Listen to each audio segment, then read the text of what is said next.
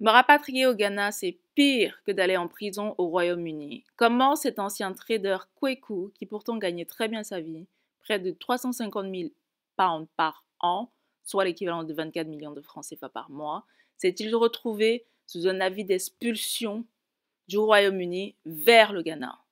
Restez connectés.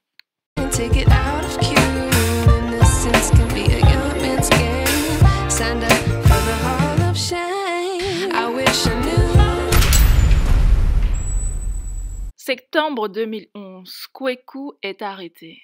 Il était alors directeur dans un établissement financier et il a endossé la responsabilité de la perte de plus de 1,5 milliard de pounds.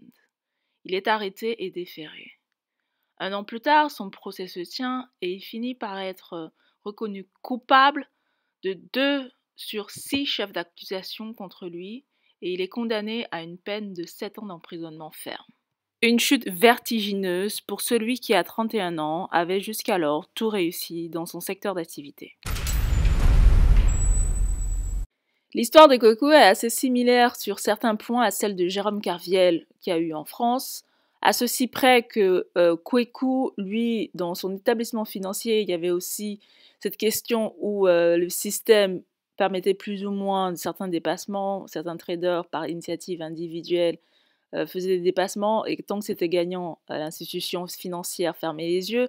À partir du moment où il commençait à y avoir des pertes et des très grosses pertes d'argent, bien évidemment, là, c'est sauf qui peut. Et Kweku, lui, il a décidé d'endosser la responsabilité parce qu'il avait un poste de directeur. Il a décidé d'endosser la responsabilité des pertes. Il a été attrapé, il a été condamné. Au bout de 3 ans, il est sorti de prison.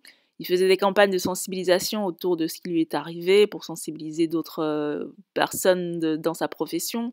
L'histoire aurait pu s'arrêter là, sauf que Kweku n'a pas la nationalité britannique. Donc à ce moment-là, le gouvernement britannique a voulu faire de son cas un exemple en disant un étranger qui a fait perdre l'équivalent de 1,5 milliard de pounds, ah bah mon gars il va être déporté, il va devoir être rapatrié.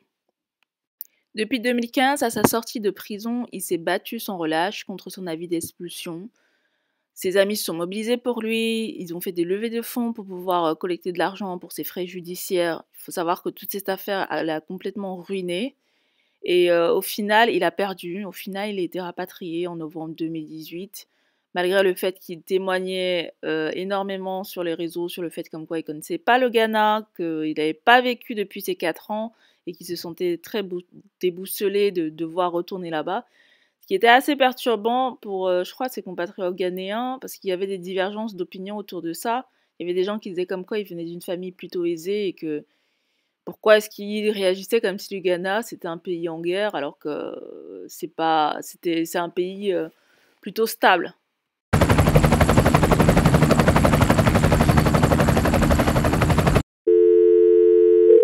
Hello? Il a eu un accueil plutôt chaleureux au Ghana. En fait, juste avant son rapatriement, il y avait des officiels qui s'étaient présentés en disant comme quoi, bah, si notre fils doit revenir auprès de nous, qu'il revienne.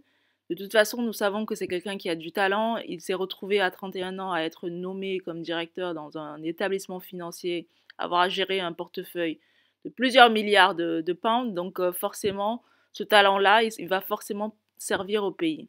Donc il est rentré au pays, il y a eu une cérémonie de son accueil qui a été fait, il s'est présenté aux gens, on voyait qu'il allait bien, il allait mieux, il a même fait un TED Talk dans lequel il expliquait toute sa situation, son bilan, et au final, son retour a été plutôt positif.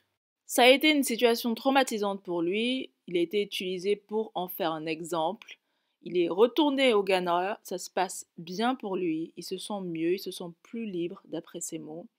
Et c'est la seule bonne conclusion qu'on peut tirer de toute cette tragédie et de toute cette affaire. Voilà pour cette vidéo. Ciao, ciao!